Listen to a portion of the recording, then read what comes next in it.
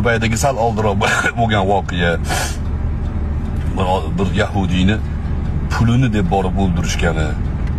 Bu ham bizni o'zbeklarga imijimizga minus. Undan tashqari mana hozir kechagi ikkita gruppirovkani bir-birini pichoqlab tashlashi, ikkita odam o'libdi. O'lganlarni endi Alloh gunohlarini kechirsin, rahmatiga olgan bo'lsin. Ortidan bittasini 9 ta bolasi bor ekan, qolib ketibdi. Gaplashsangiz yaxshi odamlar, fikri, hayoli, orzusi bo'lgan odamlar, lekin jinoiy to'dalarga aralashib, qarz havolani undiraman deb bir-biriga pichoq o'qtalib, o'zidan ko'chavali yasab olib, mana shunaqa qilib oqibati ayanchli tugayapti. Ibrat orqa hayotimizda, tariximizga qarasangiz ham ko'p ibratlarni olsa bo'ladi. Esinglarda bor Shaytanat kinosi chiqqandan keyin o'sha jinoyatchilik vaziyati Toshkentda ortib ketgan. Hamma o'zidan bek yasab olgan. O'shaning uchun bir muddat kinoni taqiqlashgan ham.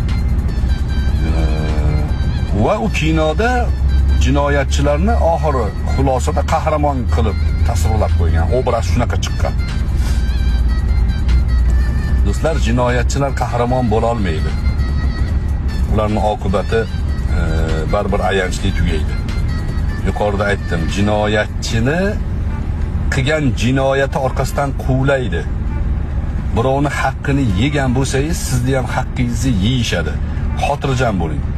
Zino qilgan bo'lsangiz, sizni ham mahramingiz zino qilinadi. Birov qonini to'kkan bo'lsangiz, u qon suradi. Qiyomat kunida Alloh subhanahu va taolo iymondan keyin eng birinchi hisob kitob qiladigan narsa qon. Qonni so'raydi. Har tomchi qonga Alloh taolo so'raydi. Qur'onda "Va man qatala nafsan bighayri nafsin aw fasadin fakannama qatala an-nasa jami'a" degan.